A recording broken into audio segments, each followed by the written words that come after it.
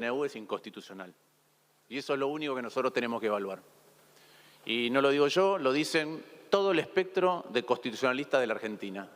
Desde Gargarella, Sapsay a Ramírez Calvo. ¿Quién es Ramírez Calvo? Un jurista que asesoró jurídicamente al propio Sturzenegger, como Sturzenegger lo dijo. Y Ramírez Calvo dice que esto así es inconstitucional. Son más de 300 artículos, derogan más de 80 leyes, ¿sí? Y no deberíamos tener más nada que discutir. Alfonsín decía que en democracia las formas son el fondo. Insisto, en democracia las formas son el fondo. En los países donde rige el imperio de la ley, cuando alguien dice eso es ilegal, se acaba la discusión. En los países donde no rige el imperio de la ley, cuando alguien dice eso es ilegal, se empieza, bueno, pero si lo hago yo, que en realidad tengo buenas intenciones, o en realidad lo hizo el otro antes. Entonces, insisto, es ilegal. Y los que se llenan la boca hablando de Estado de Derecho y se llenan la boca hablando de instituciones y la importancia que las dos cosas tienen para el desarrollo, hoy miran para el costado y defienden algo que es inconstitucional a todas luces.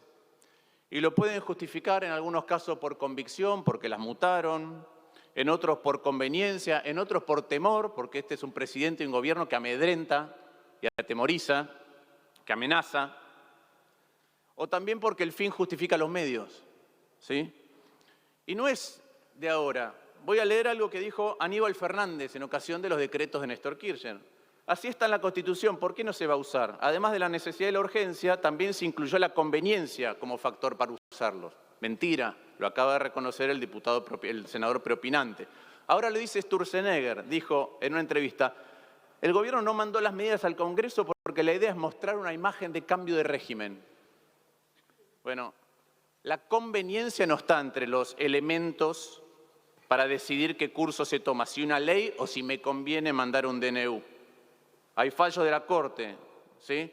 Para la admisión del ejercicio de facultades legislativas por parte del Poder Ejecutivo corresponde descartar criterios de mera conveniencia, puesto que la Constitución no habilita elegir discrecionalmente entre la sanción de la ley o un decreto. En otros fallos, cabe descartar de plano, como inequívoca premisa, los criterios de mera conveniencia del Poder Ejecutivo. Entonces, los que avalan esta herramienta hoy o antes, a cualquier costo, en el fondo están creando un monstruo. ¿Qué monstruo? Imagine, el que está escuchando, que imagine el presidente o la presidenta que más aborrece, al que más miedo le tiene. Imagine que esa es la persona que ahora está en el poder. Imagine que ahora puede usar este DNU en contra de todo lo que uno cree. Bueno, eso es lo que está pasando. Y eso es lo que tenemos que votar. Entre 1853, al presidente que le gusta irse para el pasado, y 1989 hubo 30 DNUs. En 146 años, 30 DNUs.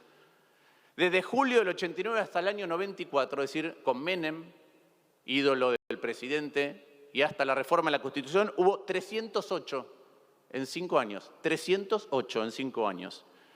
Con Néstor Kirchner y Cristina Fernández de Kirchner hubo 318. Entonces también, sí, cuando escucho ciertas cosas, se avalaron comportamientos que ahora se niegan. Algunos pensamos y creemos que nunca es un buen momento para avalar esos comportamientos. Ahora es cierto, la reforma del 94 incorporó el DNU para acotarlo, como dijo el diputado preopinante, para acotarlo. Puedo leer acá, tengo convencionales constituyentes, García Lema, Quiroga Lavie, Ramón Mestre, Maqueda, Iturraspe, el que quieran. Lean lo que dijeron, ¿sí? Lean lo que dijeron. ¿Qué hacen falta? Circunstancias excepcionales, ¿sí? Podemos leer también qué son las circunstancias excepcionales de acuerdo a la Corte. No son nada de lo que el DNU, el propio DNU, no dice cuál es la necesidad y la urgencia en los considerandos. Que exista imposibilidad de trámite ordinario.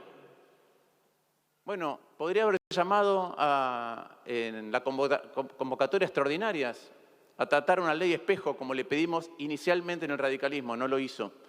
Presentó la senadora Lozada, el diputado Tetaz, ley espejo porque el oficialismo no lo presentaba, no se trató. Hay una miríada de proyectos que van en la línea de muchas de las cosas que se hacen en el DNU, no se trata ninguno. Otra vez, no es la conveniencia, no es que a alguien le gusta ir por esa vía porque le parece más fácil, porque no quiere discutir, porque no quiere debatir. Y hay otra cosa muy importante, que es la transitoriedad. La Corte ha rechazado DNUs donde lo que se hace es una modificación permanente de las cosas, porque si hay necesidad de urgencia, tiene que ser una medida transitoria para resolverlo. Después viene el trámite ordinario. Es decir, no hay circunstancias excepcionales, no hay imposibilidad de trámite ordinario y no hay transitoriedad. Entonces el DNU es inconstitucional. Y aquellos que se visten con Alfonsín, ¿sí?, recomiendo que lo lean. No hace falta que lean los libros, pero voy a decir lo que Alfonsín dijo en la Convencional Constituyente. Dijo, este sistema de ideas, que era lo que estaban debatiendo, resta fuerza al presidencialismo argentino. Porque para los decretos de necesidad y urgencia era necesario establecer una norma que pusiera coto a esto, para que los presidentes del futuro tuvieran limitaciones expresas que evitaran el gobierno por decreto. Eso es lo que decía Alfonsín. Como al presidente le encanta citar a Alberdi, ¿sí?, y ya dijo el presidente de la Corte Suprema que hay muchos que lo citan, pero no lo leen, voy a decir lo que decía Alberdi en Bases, ¿sí?, criticando la Constitución del Paraguay de 1844, que permitía los decretos de necesidad y urgencia. Decía, era la Constitución de la dictadura, porque no importa que formalmente reconozca la división de poderes, después lo echa por tierra, declarando que la autoridad del presidente de la República es extraordinaria cuantas veces fuese preciso para conservar el orden, y aclara él, a juicio y por declaración del presidente, se supone. Entonces nosotros queremos debatir temas, porque ya sabemos que la Argentina está mal y que requiere reformas en todos los frentes. Queremos una sociedad moderna de iguales y para eso necesitamos un Estado que sea eficaz y sensible, lo hemos dicho un montón de veces, ¿sí? Estamos a favor de eliminar gastos, estamos a favor de eliminar regulaciones, todas aquellas que no le rinden ningún beneficio a la gente, así podemos bajar impuestos. Ahora, insisto, ley de espejo, hay dos presentadas en las dos cámaras, no lo quieren tratar. ¿Está la comisión trabajando? No sé, hubo que emplazarla para que se conformara la comisión, hubo que emplazar al presidente de la Cámara de Diputados para que se conformara. Ya van 3 sesiones. ¿Qué debatieron? Nada. ¿Invitaron funcionarios? ¿Vino alguno? No vino ninguno. La verdad es que no deberíamos discutir ninguna otra cosa que no sea la constitucionalidad. Pero discutamos el resto, ¿sí? Perfecto. Nosotros hemos presentado proyectos para eliminar el registro automotor, para asegurar la esencialidad de la educación, para la reforma laboral, para la eliminación de las jubilaciones de privilegio, para hacer otra fórmula de ajuste para los jubilados para que no pierdan poder adquisitivo. Nada de eso se trata. Vayamos a otra cosa del contenido. Reforma laboral. Estamos todos de acuerdo. Inclusive la expresidenta Cristina Fernández de Kirchner, un poco tarde, ahora dice que sí, que hay que hacer una reforma laboral. Entonces, se ve que hay consenso para hacerlo. Esta reforma laboral así tiene cosas buenas y cosas malas, la del DNU. No podemos debatirla como corresponde, parece que no. Ley de alquileres. Podría citar lo que dije yo cuando se debatió la ley de alquileres en diputados diciendo las consecuencias negativas que iba a tener. Ahora, esa ley tenía cosas buenas y cosas malas. Las malas ya las vemos. Las buenas era que determinaba taxativamente cosas como a quién le tocan las expensas extraordinarias o a quién el impuesto inmobiliario y a quién el ABL. Entonces ahora solamente derogamos y es la ley de la selva. El DNU tiene reformas del Código Civil, particularmente un artículo que es medular, que es el 958. Vamos a reformar el Código Civil por DNU, porque a alguien se le ocurrió. Con los combustibles, ¿era mala la política del gobierno anterior? Sí, que atrasaba los precios y pasamos de tener superávit energético a déficit energético. Sí, era mala. ¿Es mala esta de liberalización absoluta? Sí. ¿Y abrupta? Sí. Es mala, las dos son malas. Antes se regulaban las prepagas de determinada manera que le cargábamos cada vez más cosas y le regulábamos el precio y era un problema y le pagaban cada vez menos a los prestadores. ¿Era malo? Sí. ¿Esto de ahora de la desregulación absoluta es mala? Sí. Hay un montón de familias que se están quedando sin prepaga y encima si tienen una precondición para saltar a otro lugar, ¿cómo hacen? Se están quedando sin cobertura. Suben los medicamentos, 110% subieron los medicamentos. Se venden 10 millones menos de medicamentos por mes en la Argentina. Suben los colegios, con lo que eso implica para las familias. Suben las tasas de tarjeta de crédito, con lo que eso implica para que pierda ingreso y ahora se tiene que financiar. Mientras tanto, baja la actividad económica, bajan las jubilaciones, bajan los sueldos, suben las tarifas y pretenden decir que un DNU que tiene la privatización de clubes y la importación de neumáticos usados, todo eso es urgente. Urgente es lo que está pasando en la realidad. Pero voy a agregar un tema adicional de por qué eso no se debe tratar del DNU. Digo, lo más importante es que es inconstitucional. Lo otro es que hay parte del contenido que es buena, parte que es regular, parte que es mala, parte que es muy mala y parte que es irrelevante. Desglósenlo en una ley y lo vamos a tratar cada una como corresponde. Pero lo último es, tiene emergencias el DNU también, ¿sí? Y es una delegación de poder y tenemos que preguntarnos a quién le delegamos poder, ¿sí? Yo voy a describir algunas cosas que el presidente dice de sí mismo. Dice que es anarcocapitalista, pero como se choca con la realidad, solamente es minarquista, es decir, que no quiere, lo único que quiere que provee el Estado es justicia y seguridad.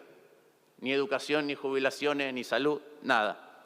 ¿Qué más? Es insensible cuando dice que los jubilados, solamente hay 15% de pobres los jubilados, entonces le vamos a seguir castigando las jubilaciones, es lo que dice el presidente. Es insensible ante las madres que tienen que cambiar a sus hijos de escuela. Es insensible ante los que están enfermos y perdieron la prepaga. Es insensible para con las pymes. Además es un presidente, un gobierno que tiene muchos vínculos e incompatibilidades, conflictos de intereses con empresas privadas. ¿Sí? Se ven rampantes por el gobierno, pero además, entre las petroleras el que tiene que viajar prefiere las petroleras. Entre las farmacéuticas y los jubilados o los enfermos, prefiere las farmacéuticas. Entre las tabacaleras y la salud de nuestros jóvenes, prefiere las tabacaleras. Es un presidente que miente. ¿En qué miente? Miente, por ejemplo, cuando dice que el radicalismo votó góndolas y abastecimiento. Votamos las dos en contra. ¿Sí? Y hubiera presentado él proyectos cuando fue diputado en contra. Es un presidente que va a un programa y dice que está dando ayuda escolar a familias que no existe la ayuda escolar. Es un presidente que denuncia en una escuela adoctrinamiento mientras va al mismo tiempo y adoctrina. Es un presidente que dice que no sabe lo que firma y es un presidente que ataca a su vicepresidenta. Dice que los que no piensan como él son casta y lo que tiene alrededor no lo ve, es decir, tiene el sueño de la casta propia. Ataca a los que piensan distinto, agrede, se burla, como dijo Martín Cohen, está poniendo de moda la crueldad en la Argentina. Y después se escucha argumentos que hay que votar el DNU porque el presidente llamó a unirse a la Argentina. Avasalla las autonomías provinciales, desfinancia la educación, baja el ingreso a los jubilados, no manda la ley de presupuesto, en connivencia con el gobierno anterior. Hubo un acuerdo entre el exministro de Economía y Milei cuando estaba la ley de presupuesto y ese acuerdo fue retirarla y entonces ahora no hay presupuesto en ningún lugar. Acumula poder e infunde temor. Entonces a una persona así yo creo que no hay que darle un DNU, además de que es inconstitucional. Y ya van a mandar las hordas, ¿no? Ya van a mandar las hordas, los troles. En algún momento nos vamos a enterar quién paga eso. Porque en el mundo real, al que el presidente... Por favor, senador, ya concluye el senador. El presidente no ve... Ya concluye. No ve el mundo real, no ve todas estas cosas que están pasando en la economía real, ve las redes, ¿sí? Después dice, ¿con quién votan? La verdad, yo voto de acuerdo a mis convicciones. No me importa con quién voto. Si quiere ver con quién vota, que se fije en sus funcionarios. ¿Dónde estaba Scioli? ¿Dónde estaba Franco? ¿Quieren ver con quién? Miren ahí. No voto por la moda. Cuando Cristina Fernández de Kirchner sacó 56%, no había que votarle todo. Yo seguía votando en función de lo que creía. Cuando un presidente saca 54%, sigo votando en función de lo que creo. De lo que creo correcto. Lo que antes me parecía correcto y lo que ahora me parece correcto. Porque además pienso que hay otra manera de hacer las cosas, que la que propone el presidente no es la única y que está llevando un dolor excesivo. Es cierto, ¿sí? Tenemos que hacer reformas muy profundas, pero que sean debatidas y sustentables, no una revolución incierta. Y podemos hacer las cosas bien para no volver atrás. Podemos dinamizar la economía, hacerla moderna y competitiva. Senador.